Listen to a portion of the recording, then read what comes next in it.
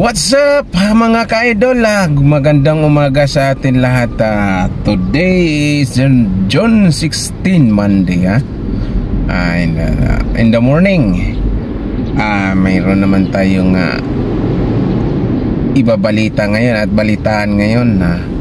Ito ay galing sa ABS-CBN News. Yung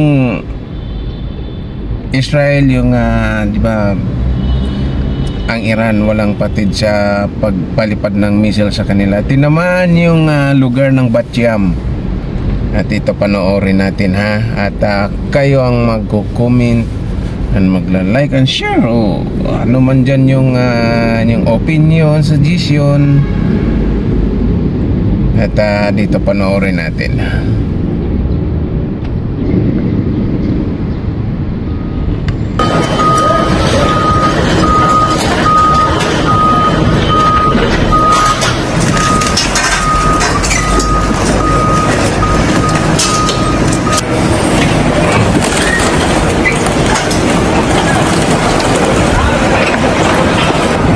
Grabe, mga karambo.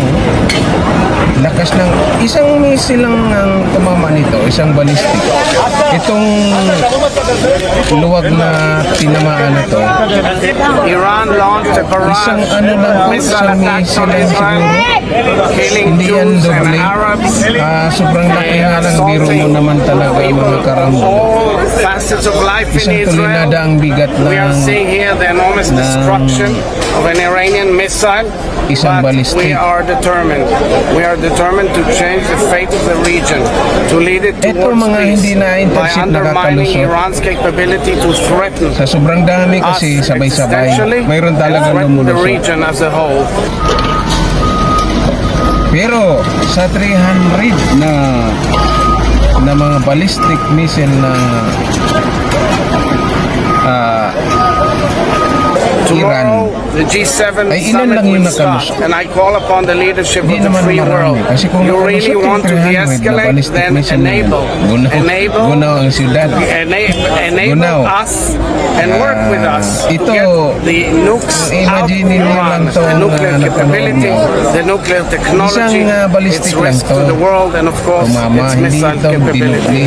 And I trust fully the Israelis who are showing incredible resilience. I know my nation very well. Ganyan kalawak yung kanyang damage. We're a strong nation, we have a strong army, and an incredible people. Thank you very much. Mr. President, these attacks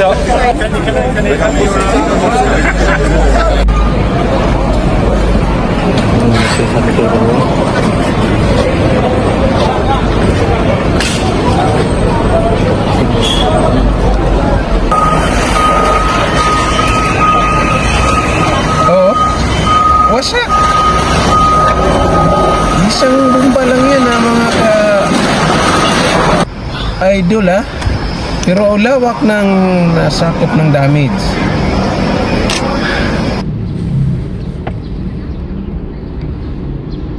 Anong masasabi niyo mga ka-idol? Ganon katindi ang ballistic missile. Mayroon akong video dito na nasasabi na nung una na pag tinamaan nga yung circle, wash out nga yan dahil sa laki ng ballistic na yan, isang tulinada. Tapos kaya ang lakas ng impact ng sabog niyan mga ka-idol, dahil sa kapal nga ng bakal, ang kapal ng bakal na nilalagyan ng TNT. Biro mo isang tulinada ang bigat. Kung manipis lang yan na parang hero lang kanipis, tingin nyo ganong kabigat ang ballistic na yan, isang tulinada. Hindi, ang kapal yan. Isa-search ko yan kung ilang inches ang kapal niyan. Yung ano na yan, yung ballistic missile, yung ulo hindi yung nagpapalipad sa kanya, yung mismong sasabog. Kasi ang dito sa atin, ang kapal ng bakal na didos o tres, napakakapal yan, no? Pag tres ang kapal ng bakal na yan, pero kayang pasabugin ng TNT. Kaya sa press niya, sa sobrang tigas niya, ang lakas ng impact ng putok pag yan ang sumabog. Kaya siyempre wash out yung mga dadaanan niya, na kahit hindi ka tamaan ng sharp nail niyan, yung bakal na yan, tamaan ka ng hangin sa sobrang lakas ng impact, ilipad ka sa hangin yan, sa pagputok, ganon. Pero mga karambo, nanawagan ng ayan, yung sino ba yung tao na yun, European, nanawagan na sa G7. Siyempre hihingi sila ng ano doon, tulong. Pero maubusan din yan, maubusan din yung Iran na yan ng mga ballistic.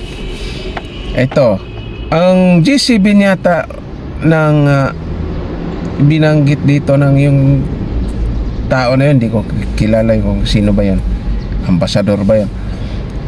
Yung member nun ay Canada, France, Germany, Italy, Japan, United Kingdom, United States. Yan, meron ng United States sa kanila naman yan, hindi sila nilubayan dyan sa tulong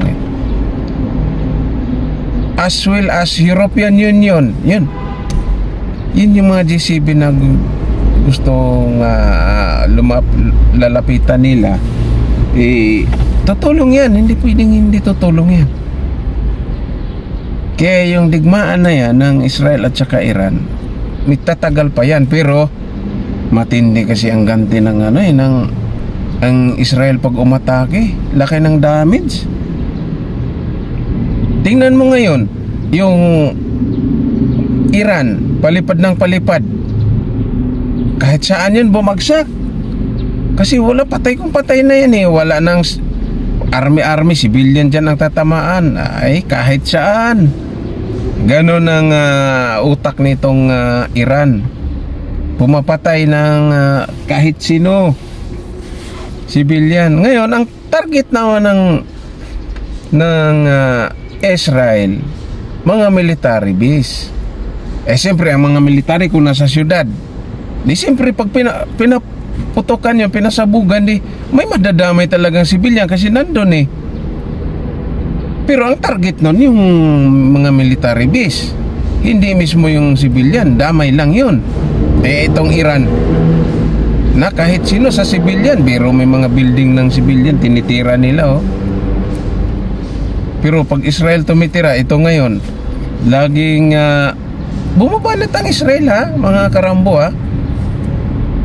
habang nagpapalipad yung Iran, umatake din ng ang Israel. Hindi nila namamalayan, lusot lahat ng ng Israel ang atake. So tinatalo sila ng strategic ng Israel sa Iri. Magaling ang Iri ng Israel sa mga strategic paraan para paano lumusot yung mga bomba. Matalino ang mga pilot ng mga Israel. Anong masasabi niyo mga karambo? Like, comment and share lang kayo dyan, at suggestion, opinion nyo kung ano. Akin, opinion lang to. Wala akong dito di naman ako nagpapaliwanag na dahil lang nagpapaliwanag yung pinapanood natin na siya na but pangunahan ko ba? Ang opinion ko rito ay dagdagan yung yung interceptor ng Israel. Yun lang. Although may lumulusot talaga kasi sa sobrang dami naman talaga, grabe naman, no? Hirap, nagkandara pa. Naguguluhan yung naguguluhan yung mga taga-interceptor kung ano ba unahin dahil nagsabay-sabay. Tapos sunod-sunod naman. Pero pag paisa-isa, 2, 3, 5 hanggang 10, walang, pag yun ang gagawin ng Iran, naku, walang lulusot niyan. Totoo lang. Kasi nakapokus lang sila doon sa 10. Ang sabay-sabay na dami, hundreds. Maguguluhan sila. Malapit na. Lapit na yung mga misil. Naguguluhan na yung operator ng interceptor. Ano ulahin ko dito? Malapit na. Pag nakarinig na ng putok na napakalakas, mataranta na rin yun.